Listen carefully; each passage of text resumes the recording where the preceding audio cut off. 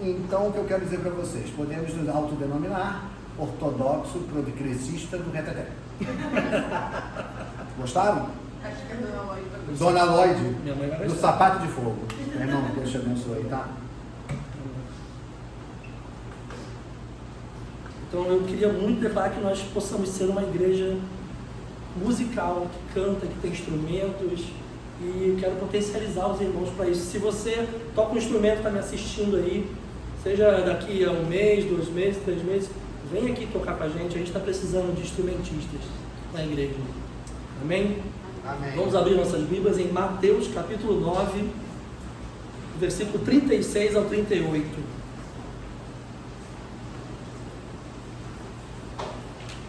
Mateus capítulo 9, 36 ao 38.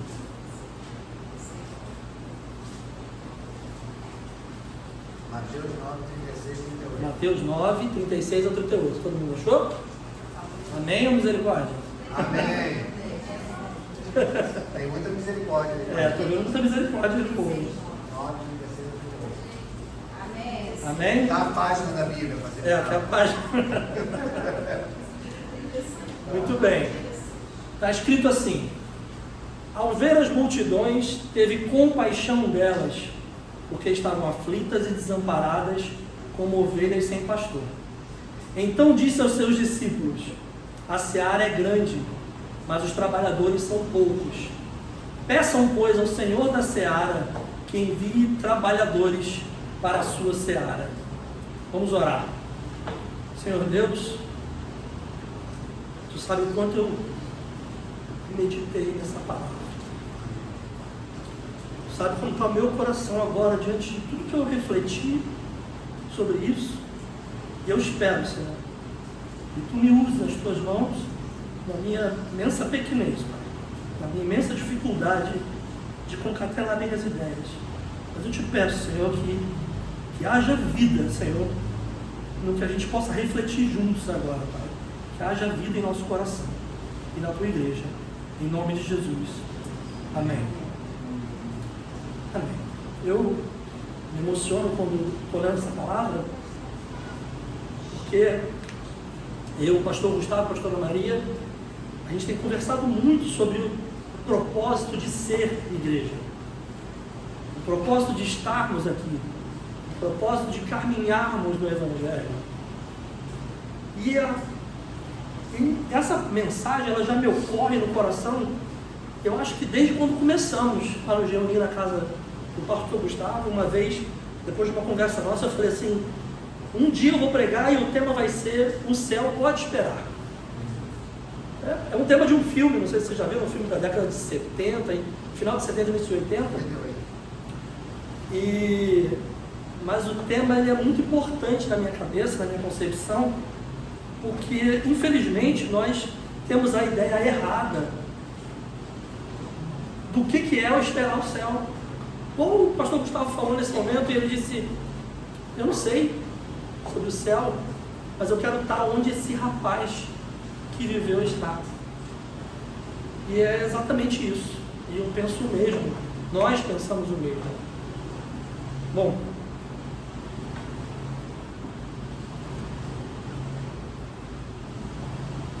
essa mensagem ela tem muito valor e muita importância. Eu espero que seja principalmente para a Rizoma, mas eu espero que você que esteja nos assistindo, seja quanto tempo for depois, porque hoje no nosso canal, tanto do Instagram quanto do YouTube, já são centenas de pessoas que nos assistem. E nos assistem de tal maneira que já não temos mais como controlar onde essa mensagem está indo. Então, se essa mensagem chegou até você por acaso, caiu de paraquedas na sua vida, parou de transmitir? Está oscilando, ela vai ficar oscilando porque o sinal não está bom de internet. Bom, se estiver parando, não desiste não, continua na live junto com a gente. Bom, e seja quando for que você for assistir, eu tenho certeza que essa mensagem vai ser atual para a sua vida como igreja, com aquilo que você quer ser. Um dado histórico que eu gostaria de usar de introdução, porque eu sei que muitas pessoas gostam dessa questão introdutória, histórica, refletindo sobre o que significa o texto sagrado, A gente diz que ele é sagrado, né? Então é muito importante a gente ter um embasamento daquilo que a gente está querendo dizer. E eu vou chegar lá e dizer por quê. O livro de Mateus, provavelmente, atualizado dos historiadores, ele é tido como tenha sido escrito dos anos 80 a 90 depois de Cristo. Digo isso porque já é depois da destruição do templo de Israel. E o templo foi destruído, e no livro de Mateus há uma citação sobre isso, como uma espécie de profecia.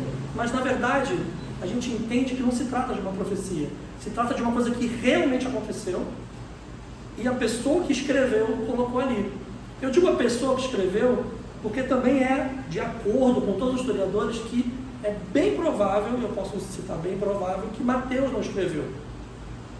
Bom, a minha ideia sobre isso é porque, primeiro, Mateus usou como base o livro de Marcos, que foi alguém que andou com os apóstolos, segundo o Marcos, né? Que provavelmente também foi ele, mas não é esse o caso. Então, uma testemunha ocular não precisaria pegar um outro texto para poder escrever o seu próprio texto relatando tudo que ele viu e viveu.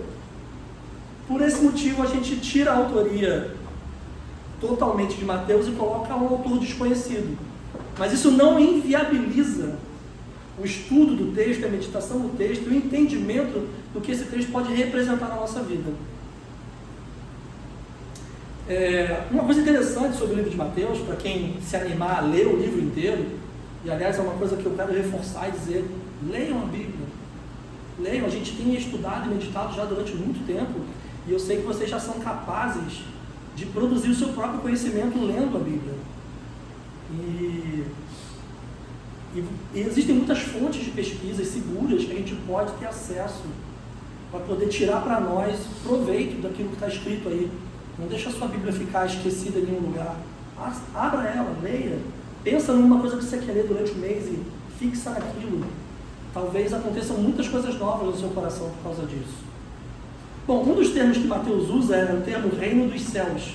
O tempo todo, você vai ver no livro de Mateus, ele usando esse termo reino dos céus. E em outros evangelhos, você vai ver que eles usam o termo reino de Deus. E as pessoas ficam confusas para explicar. Eu já vi debates teológicos sobre o que é o reino dos céus e o que é o reino de Deus, quando na verdade trata-se da mesma coisa. A questão é que o autor do livro de Mateus, ele era voltado para os judeus, ele queria que os judeus entendessem o evangelho. E os judeus não pronunciavam ou escreviam o nome de Deus. Então essa palavra ela foi mudada para que fosse mais fácil a aceitação do texto. E por isso o reino dos céus foi colocado no lugar de reino de Deus, como você vai ver em outros textos. Bom, esse é o fundamento do livro. Por que eu estou dizendo essas coisas? Primeiro, para que nós não nos tornemos judaizantes da nossa fé. Que a gente não deixe que o evangelho contado para os judeus nos torne judeus. O judeu, como fé, é uma expressão de fé que nós devemos respeitar, como respeitamos qualquer outra expressão de fé. Mas nós não nos preocupamos em querer provar que Jesus é o Messias dos judeus. Quem precisa entender se ele é ou não o Messias dos judeus? São os judeus. Nós que não somos judeus, nós entendemos Jesus como o Cristo da nossa vida. Isso para mim já me basta. Eu não preciso ficar provando em teologias infinitas algo que é bem difícil de você conseguir fazer.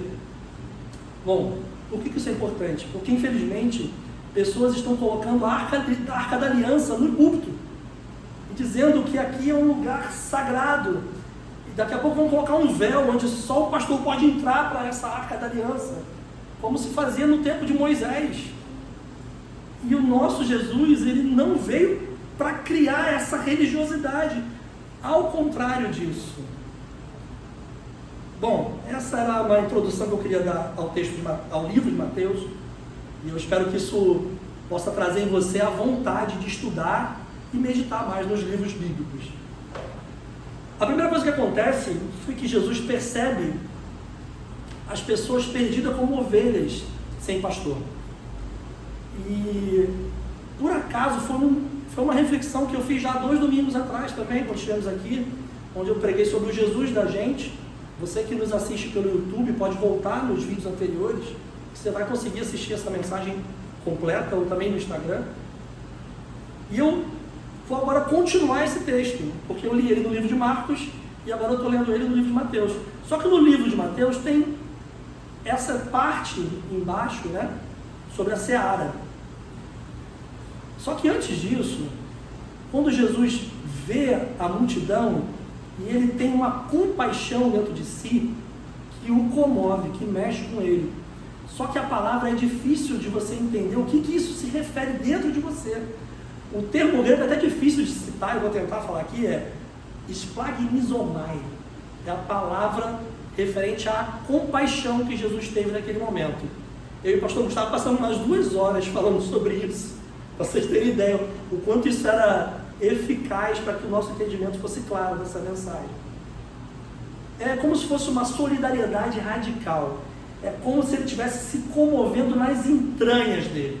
É como se de dentro para fora ele se rasgasse quando ele viu a multidão perdida, caminhando, enferma, como uma ovelha sem pastor.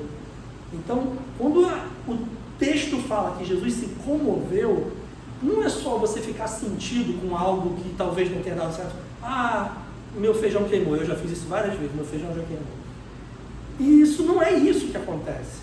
É muito mais profundo do que isso. É algo que te rasga por dentro. É algo que quando você está na rua, passa, e você vai ver uma pessoa deitada no chão da rua, isso tem que rasgar você de dentro para fora. Isso tem que inundar o teu coração e fazer você não acreditar que você está vivo, andando na rua, num tempo onde as pessoas são jogadas na rua e nada pode ser feito para mudar. E você tem que simplesmente fingir que aquela pessoa não está ali. Então, se você vê as injustiças do mundo e isso não te rasga por dentro, tem alguma coisa errada com o evangelho que você está vivendo. Tem alguma coisa que não está batendo com aquilo que deveria ser, com a mensagem que Cristo trouxe. Ela tem que inundar o teu ser de uma forma que você não vai conseguir enxergar mais a vida da mesma forma. Então, sim, esse evangelho vai ser para poucas pessoas. Esse evangelho vai ser difícil de você ir para casa e digerir ele. Mas eu tenho certeza e convicção no meu coração que eu estou falando aquilo que, se Jesus estivesse aqui, ele falaria. Pena eu estar falando infinitamente menos do que eu seria capaz se o próprio Jesus estivesse aqui falando. Mas eu sei que ele pode me usar para falar no teu coração e você se rasgar por dentro ao imaginar que no último mês nós não conseguimos chegar a 200 pessoas para alimentar. Eu fiquei muito feliz, nós chegamos a 150, mas no mês passado nós alimentamos 300. Então alguma coisa não deu certo. E eu quero que dê certo. Amém. Eu me levanto todos os dias querendo que a nossa mesa plural, que ela aconteça, mas ela aconteça de forma tão eficaz, que transborde de pessoas aqui dentro, todos os dias, procurando algo para comer, procurando algo para vestir, procurando uma palavra, e ela receba. Na última mesa plural, e se você não sabe o que é mesa plural, eu vou te falar, é a nossa máquina de abençoar pessoas que nós temos na Rizoma. É aquilo que nós entendemos ser o Evangelho, é aquilo que nós estamos aqui por isso. Nós nos reunimos aqui por isso. Porque o que a gente faz aqui juntos é conspirar pelo bem do nosso próximo. É isso que a gente quer fazer aqui. E a nossa mesa plural, nós procuramos atender pessoas em situação de rua, nossos irmãos e irmãs que estão sofrendo e nesse momento estão com frio, porque está chovendo lá fora. E se isso não te rasga, tem alguma coisa errada. Tem alguma coisa errada. E eu quero convidar, como eu convidei na chamada que a gente fez, se você se sente que você está numa igreja onde você queria muito que o Evangelho fosse autêntico, que o Evangelho fosse pregado e fosse difícil de gerir, eu quero dizer que Rizoma é o teu lugar, porque aqui a gente vai viver o Evangelho custe o que custar, porque a gente quer um Jesus, vivenciar um Jesus que estendeu as mãos para o seu próximo. A nossa igreja é uma igreja de serviço ao próximo. Amém. Em primeiro lugar. Amém? Amém? Então, tem que doer o nosso coração quando nós vemos as pessoas, as multidões sofrendo. Tem que nos rasgar por dentro.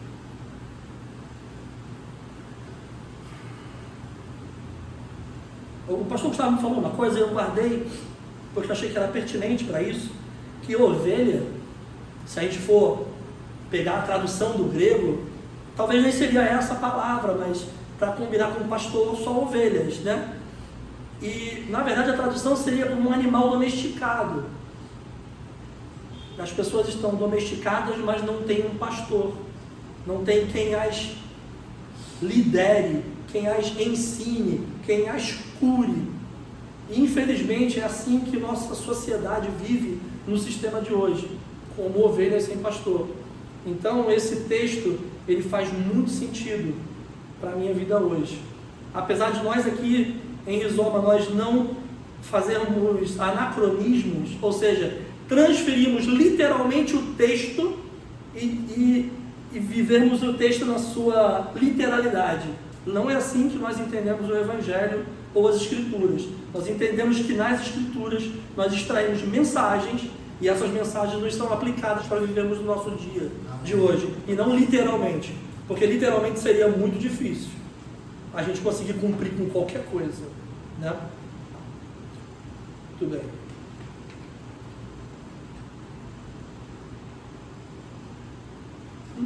Meus bolsos hoje cabeça para baixo, gente. Olha só um minuto. Agora sim.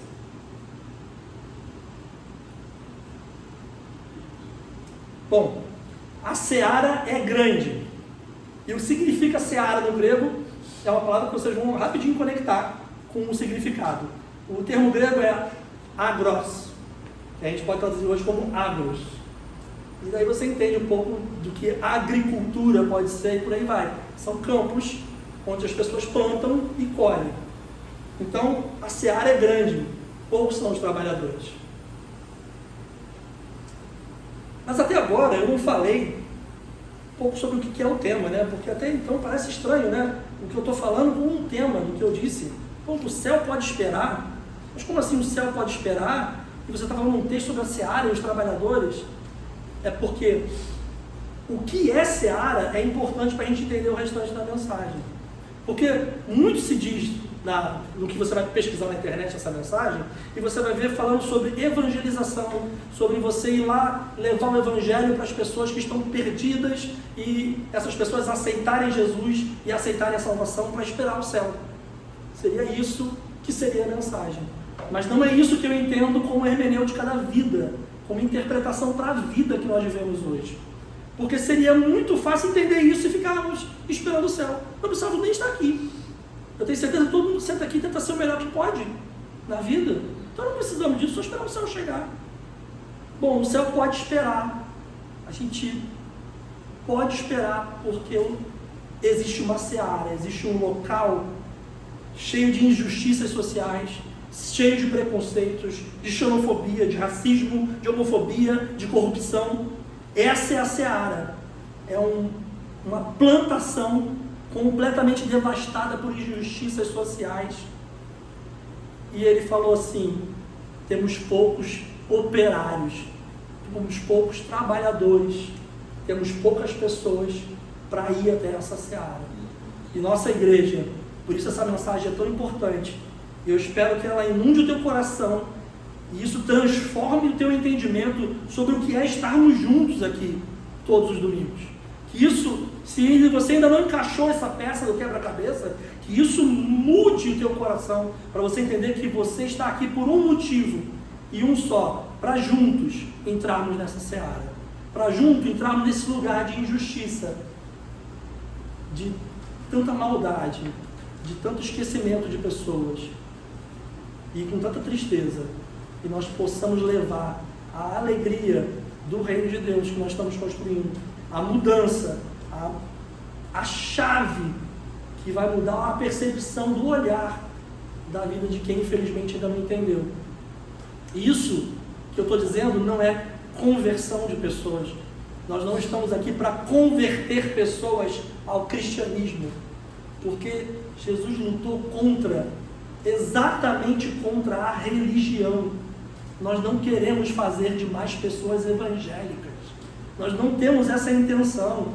A nossa igreja, ela se reúne para fazer o bem do próximo. E se não importa qual seja a fé que você professe, você é bem-vindo para fazer isso. Você é bem-vindo para trabalhar pelo teu próximo. Mas se você entende na fé cristã, naquilo que nós aqui acreditamos, como sendo o sagrado para você, também você é bem-vindo para participar, estar conosco. E daí você perceber um pouco mais sobre isso na sua vida. Bom, a gente entende como a gente vive nessa seara, porque somos trabalhadores e participantes dessa seara. É muito fácil a gente olhar as injustiças, o nosso cansaço e tudo que esse mundo nos suga, e a gente falar, cara, ainda bem que Jesus falou que eu vou para o céu, porque isso tudo aqui vai acabar uma hora. E ó, eu vou dizer uma coisa, talvez você tenha passado por tanto problema já na tua vida, que você pode ter falado assim, quer saber, eu queria morrer, porque se eu morresse logo, eu ia fechar meus olhos e encontrar com Jesus, e tudo ia estar resolvido, esses problemas todos que eu vejo. Eu quero te dizer que o céu pode esperar, essa tua vontade de não estar mais aqui, pode esperar. E se você sentiu essa vontade no seu coração, eu quero dizer que não é a hora para você tomar essa atitude contra você mesmo. É a hora de você vir aqui nos encontrar e junto com a gente construir o reino de Deus. Amém.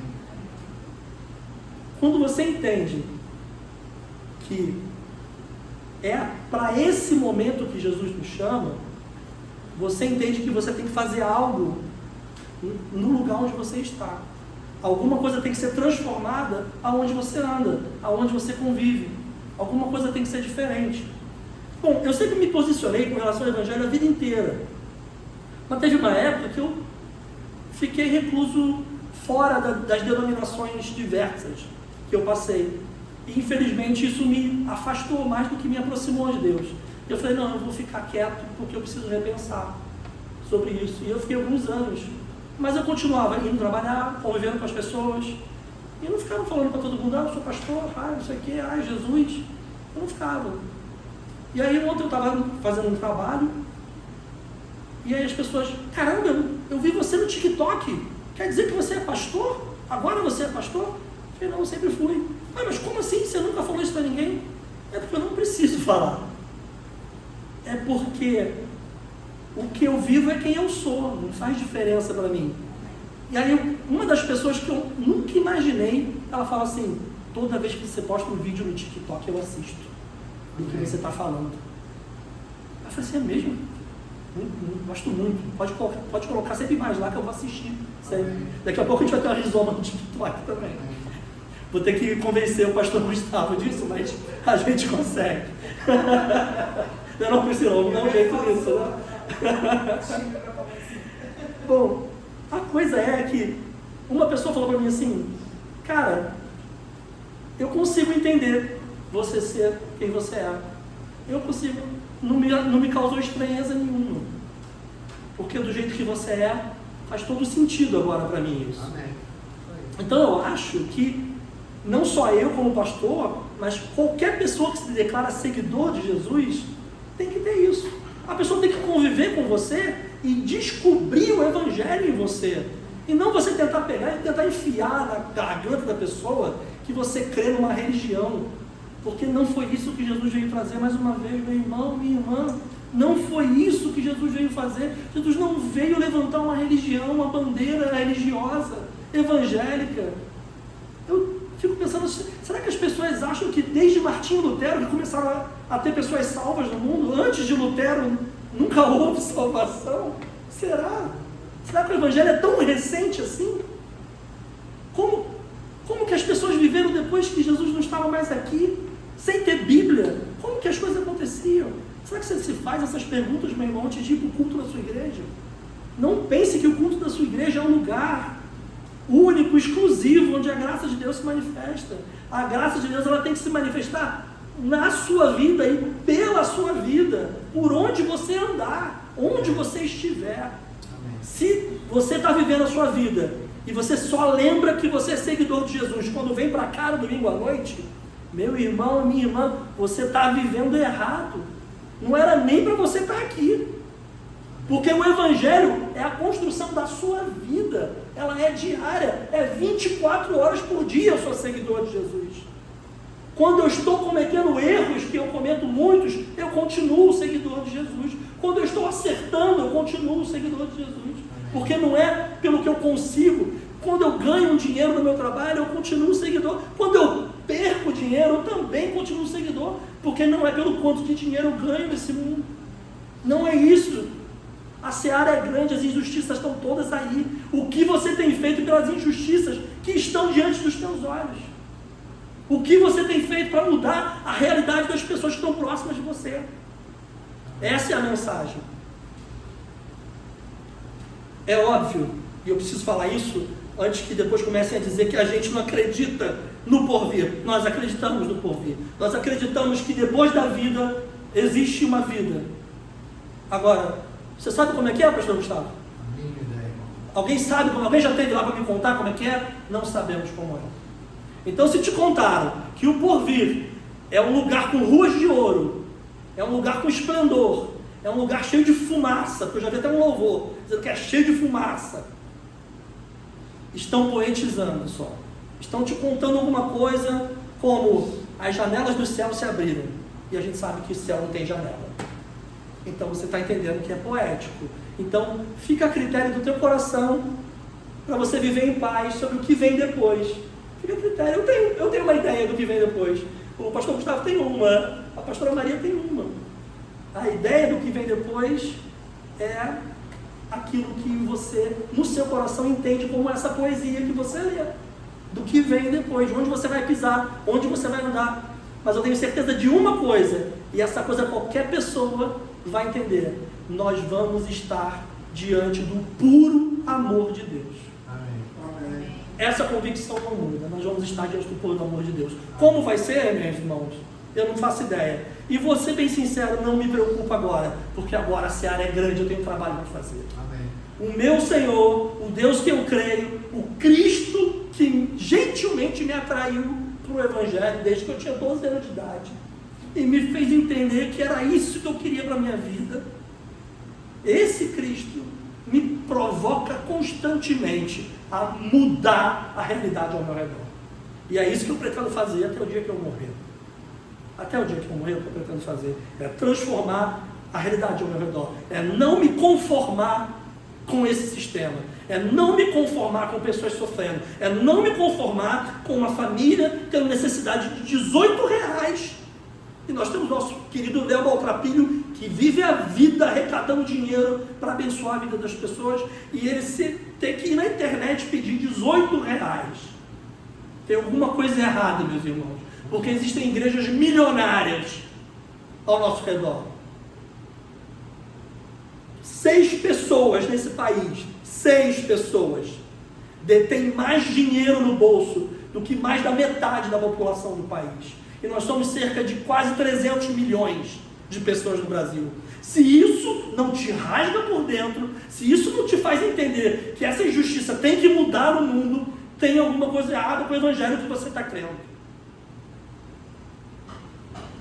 É muito importante te falar mais uma coisa também. Essa seara não é sua. Você não arrendou nenhum terreno para mudar as injustiças. Nada do que você está trabalhando é seu. O dono da seara é Deus. Então, se você é trabalhador da seara, não fica achando que você pode fazer aquilo que você bem entender diante das injustiças que você vê. Seja eficaz naquilo que você quer fazer.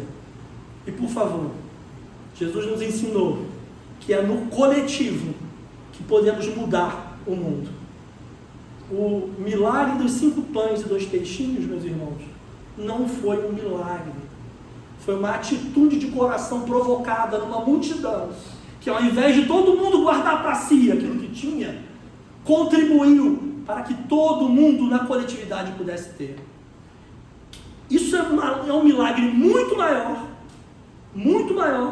do que se Jesus tivesse feito como quando transformou a água em vinho.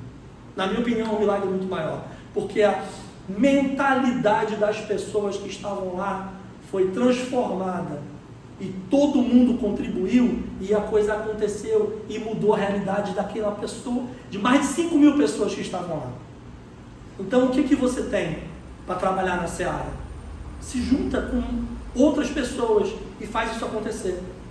Nós aqui na Rizoma, nós somos cerca de 20 pessoas, com pessoas que vêm de fora, com pessoas de outro pensamento religioso. Nós damos umas 20 pessoas e juntos nós estamos conseguindo alimentar muitas pessoas. Mas não faríamos isso sozinho. Pastora Maria não conseguiria fazer sozinha. Diaconisa Maísa não conseguiria cozinhar sozinha. Nós precisamos uns dos outros. Amém. Dono da seara é Deus. Não impeça pessoas de trabalharem na seara. Não atrapalhe o caminho de que pessoas que querem trabalhar na seara possam trabalhar. Você está aqui não para ficar dizendo que Jesus salva as pessoas. Você está aqui para ser um conduíte da graça de Deus, para que as pessoas entendam em si próprias do que elas precisam ser salvas dentro delas mesmas. Porque é muito difícil nós olharmos para um ou para outro e entender do que essa pessoa precisa ser salva. A pastora Fabíola, na última pregação, ela falou uma coisa que me interessou muito. Foi quando Jesus perguntou para o cego: o que você quer que eu te faça? É exatamente sobre isso. As mensagens que nós pregamos, elas se conectam. E isso eu acredito também é um milagre das coisas de Deus que acontecem aqui. Então, quando você trabalha, você se coloca à disposição de Deus para isso. Quem são os trabalhadores? Os trabalhadores são aqueles que denunciam as injustiças. Aí você pode dizer: não, é um trabalho que nós vamos com a Bíblia debaixo do braço e vamos parar na praça pública, botar um microfone e cantar os louvores para que as pessoas sejam salvas. Não, você vai provocar salvação de outra forma. E eu tenho um testemunho para contar, hein? Eu espero conseguir contar ele para vocês. Na última mesa plural, a gente parou para começar a distribuição e um rapaz trans, cerca de uns 20 e poucos anos, ele me olhou, sem saber o que eu era, e falou assim: pastor, você faz uma oração por mim? Eu falei: faço. Vem aqui. E eu ia só colocar a mão sobre ele. Só que ele me abraçou e chorou, e foi um choro tão doído, um choro de quem sofre tanto preconceito, um choro de quem sente tanto uma dor de ser tratado como, às vezes até como um animal por outras pessoas.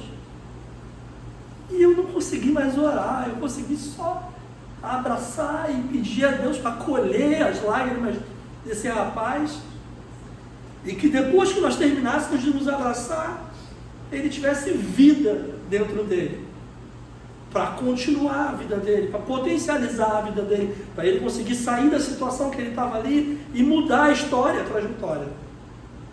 E desde então eu oro por ele, e eu espero encontrá-lo na próxima mesa plural. E se eu não encontrar, eu espero que ele esteja muito melhor dessa vez. Então, meus irmãos, os trabalhadores são aqueles que denunciam as injustiças. Não é papel só de quem está aqui nesse púlpito denunciar. É prerrogativa de quem está aqui ser um profeta, denunciar injustiças, denunciar aquilo que não está certo. É prerrogativa, mas não é só para quem está aqui. Você que está sentado aí, você que está me assistindo agora, se você não denuncia as injustiças, você não é trabalhador dessa seara. Porque o trabalhador dessa seara, ele não se conforma em ver as injustiças, em apenas tentar solucionar as injustiças. Ele vai denunciar essas injustiças. Amém?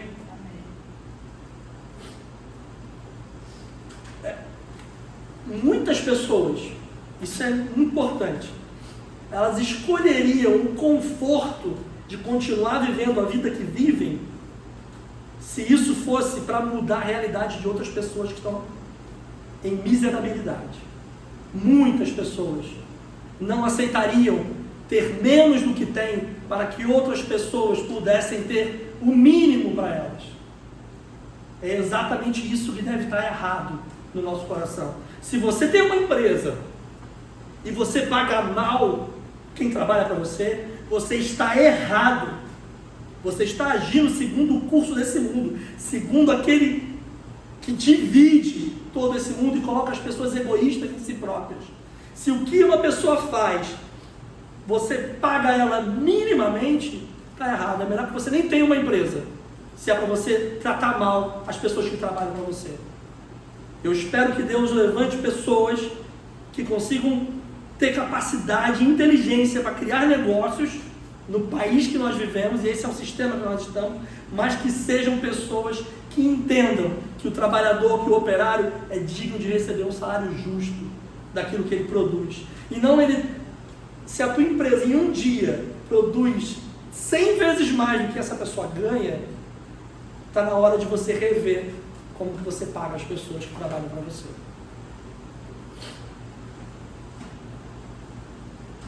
Então, meus irmãos, não diga que você é seguidor de Jesus, se do teu lado acontecem injustiças e você se cala. Não diga que você é seguidor de Jesus, se no teu bairro acontecem coisas que você se cala e finge que não é com você, que não é problema seu. Aqueles que trabalham na seara, é problema seu, sim. É problema meu as coisas que acontecem. E nós estamos aqui em Ipanema, uma igreja pobre, pequena, e nós estamos aqui porque nós queremos transformar a realidade desse bairro. Meus irmãos e minhas irmãs, tem pessoas aqui ao nosso redor, que moram aqui ao nosso redor, e vêm aqui pedir quentinha, porque não tem o que comer dentro de casa. Tem pessoas, além de estar nas ruas, estão dentro das casas aqui. Então eu quero transformar a realidade do nosso bairro, para poder ajudar a transformar a realidade da nossa cidade, para poder transformar a realidade do nosso estado, para transformar a realidade do nosso país, para atingir outro continente. Se não for para ser assim, eu não quero nem continuar. Eu quero seguir um evangelho que seja para mudar a realidade do que acontece ao nosso redor. Amém? Amém. E eu vou concluir. Eu vou concluir com o que Deus, o que está escrito no final, fala: rogai ao Senhor para que envie trabalhadores para a seara. Engraçado perceber isso, porque Jesus fala: você precisa ter a tua espiritualidade, você precisa se comunicar com Deus. Não é algo que é só trabalho, não é algo que é só filosofia de vida, não é algo que é só falar, vamos nos juntar e vamos fazer acontecer, vamos abrir uma ONG. Graças a Deus pelas ONGs, não sou contra, graças a Deus por elas, mas no nosso pensamento, nós devemos rogar a Deus, que é o dono da seara, para que nós possamos ser canais para transformar. Então tudo passa pela nossa espiritualidade, tudo passa pela tua conexão com o sagrado, tudo passa por isso. Você precisa estar com a tua mente voltada para o que é o Evangelho de Cristo, não só do entendimento de luta, mas também do entendimento espiritual do que é isso. Você precisa entender que você não está solto no universo como se não fosse ninguém. Você não está.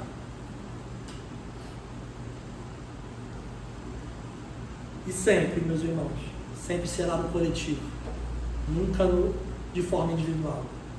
Nós podemos juntos, nós fazemos juntos, e juntos nós podemos fazer muito mais. Amém? Eu estava saindo do médico com o Vitor essa semana, e aí a gente estava esperando o Uber, que eu estava sem carro, e aí passou ali na Avenida das Américas, aí passou um cara correndo, gritando com o outro: ó, cara, estão indo embora. Isso aqui, ele falou: já vai embora, cara, acabou de sair, fica mais um pouco. Ele: não, 10 da noite eu estou em casa. O cara correu gritando. Sabe que horas eram? Quando esse trabalhador falou que 10 da noite ele estava em casa, 4 da tarde. 4 da tarde ele avisou para o colega dele que só ia estar em casa às 10 da noite. E provavelmente no outro dia, às 7 da manhã, ele já deve ter que estar no trabalho novamente. Não faz sentido. Não faz sentido a gente olhar para esse mundo, olhar para isso e não entender de que nós somos os responsáveis pela mudança desse mundo. Talvez a gente pense assim: pô, quanto nós somos aqui, pastor? Gustavo, quantos nós somos? O que a gente pode fazer? Nós podemos mudar o mundo, meus irmãos. Amém. Podemos mudar o mundo. E se a gente conseguir mudar o mundo de uma pessoa, nós transformamos o mundo dessa pessoa. Amém. E vamos um de cada vez, se for necessário, mudando o mundo de pessoas, transformando a vida das pessoas, entendendo que nós somos trabalhadores, que nós somos profetas, que nós somos pessoas que não deixam e não aceitam as injustiças. Antes, a gente denuncia essas injustiças para a transformação do mundo. Essa semana eu estou tendo um curso com o meu querido pastor Léo Maltrapilho, e eu quero divulgar esse curso, você que me assiste, é um curso Teologia de Favela. Se esse curso te interessar, se você achar que isso é um assunto que você gostaria de ter conhecimento, pode mandar uma mensagem para a gente, que a gente vai te encaminhar para você falar com o pastor Léo Maltrapilho. Ou você pode procurar por ele nas redes sociais, que é exatamente esse nome, pastor Léo Maltrapilho. Na aula dele, ele falou uma coisa que eu achei interessantíssima e eu queria fechar com essa frase dele. As pessoas preferem ver o Evangelho na prática do que ouvir falar do Evangelho. Então, se nós estamos aqui nesse púlpito pregando, e nós na prática não fazemos o que nós falamos, esse não é o Evangelho de Cristo.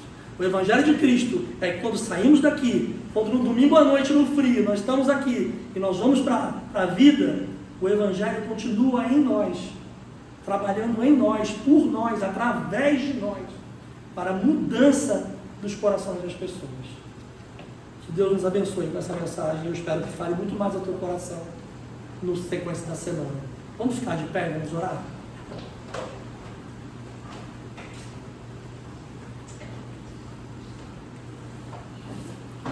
Teve um dia na minha vida que a minha humanidade foi resgatada.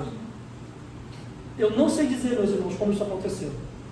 Eu só sei dizer que eu estava vivendo para mim mesmo, e em algum momento eu parei, eu ouvi, eu li, eu refleti sobre o Evangelho de Jesus e eu falei assim: eu não tenho que parar de viver para mim mesmo, eu tenho que viver pelo meu próximo.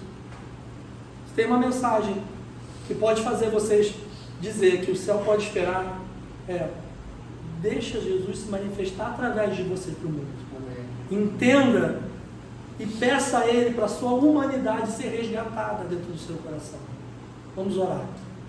Senhor, nós te rogamos. Muito obrigado. Muito obrigado pelo convívio e porque podemos estar juntos aqui. Muito obrigado por essa comunidade de fé, Senhor, que não vai se calar diante das injustiças. Muito obrigado, Senhor. Levanta cada um de nós aqui. Traz humanidade em nosso coração, para que possamos refletir o teu caráter por onde quer que andemos, Senhor. E quando estivermos juntos, que possamos proclamar o teu reino, Senhor. Que possamos juntos mudar a vida das pessoas ao nosso redor. Não enfiando pela garganta um Jesus religioso, mas mostrando que o Deus que nós cremos, Ele é transformador e potencializador de vida dentro da pessoa. Em nome de Jesus, completa a tua obra em nós, Senhor. Amém. Amém. Deus abençoe. Amém. Vamos ficar de pé. O pastor Rafael falou uma coisa que me chamou a atenção, que eu nunca tinha parado para pensar. Como a poesia religiosa, a poesia evangélica, ela pode alterar a nossa percepção de algumas coisas. Verdade. A gente diz assim, que é como se abriram-se as janelas do céu. Onde tem janela, tem parede. Onde tem parede, tem porta. O céu do Cristo não tem janela, não tem parede e não tem porta, porque não tem divisão. Amém. E se não tem divisão, a seara é tudo. Amém. Então, que possamos refletir na mensagem, que possamos refletir naquilo que a gente repete sem pensar. Porque repetindo sem pensar, a gente reforça erros. Então, vamos parar e pensar naquilo que a gente está fazendo, vamos parar e pensar na responsabilidade da nossa caminhada, responsabilidade em amor, não uma responsabilidade sacrificial que nos pese, mas uma responsabilidade, como o pastor falou aqui hoje, de ter consciência do trabalho. E o trabalho é coletivo, o trabalho é individual, e o trabalho é coletivo, o trabalho é nosso. O nosso céu não tem janela, não tem porta e não tem parede. Ele é um céu para todos e todas. Amém? Vamos orar, Senhor Deus, nosso Pai. Te agradecemos pela mensagem, te agradecemos pela vida do pastor Rafael, te agradecemos pela vida da família dele, meu Pai. Que essa semana seja uma semana de conquistas, meu Pai. Que seja uma semana debaixo da tua graça. Que a tua paz, que excede todo conhecimento, habite no coração deles e no coração de todos aqui, meu Pai. Todos que estiveram aqui hoje, os que ouviram a mensagem, sejam edificados por ela. Que ela seja uma mensagem que perdure a semana, que traga questionamentos, que traga incômodos, meu Pai. Porque desses incômodos, novas questões surgem e mais crescimento acontece, meu Pai. Nos tira da zona de conforto, nos tira da comodidade do mundo, nos tira dessa verdade, nos tira desse reino e nos põe no reino do Cristo, meu Pai. Reino de Jesus, no homem de Nazaré, nos faz construtores desse reino, Pai. Eu entrego essa igreja nas tuas mãos. Eu entrego todos aqueles que estão ouvindo essa mensagem, aqueles que passaram, nem que seja por uma fração de segundo nessa live, e ouviram 3 palavras. Eu não sei como essas 3 palavras podem atingir essa pessoa, mas eu sei que foram palavras de verdade. E eu creio que as palavras de verdade, a verdade do amor do Cristo, elas transpassam o ser de qualquer pessoa, meu Pai. Quebranta corações, gera vida nessas pessoas, meu Pai, para que essas pessoas possam ser dínamo de vida nas outras, meu Pai, e aí sim possamos estabelecer hoje, aqui e agora, o reino de Deus. Convido a todos para orar a oração que nosso Pai nos ensinou. Pai nosso que estás no céu, santificado seja o teu nome, venha a nós o teu reino, seja feita a tua vontade, assim na terra como no céu. O pão nosso de cada dia nos dai hoje, perdoa as nossas dívidas, assim como nós perdoamos os nossos devedores. Não nos deixes cair em tentação, mas livra-nos do mal, pois teu é o reino, o poder e a glória para sempre. Amém. Até domingo que vem. Agora a hora do lanche. Beijo para vocês todos aí. O pastor Rafael vai fazer a parte técnica, desligar. Vamos lá. Você que nos assistiu, que Deus te abençoe, que você tenha uma semana cheia de paz e graça e cheia desse incômodo do que a gente falou. E no domingo nós estamos aqui novamente, às 19 horas. Deus abençoe a sua vida. Vamos comer, gente? Comer carne.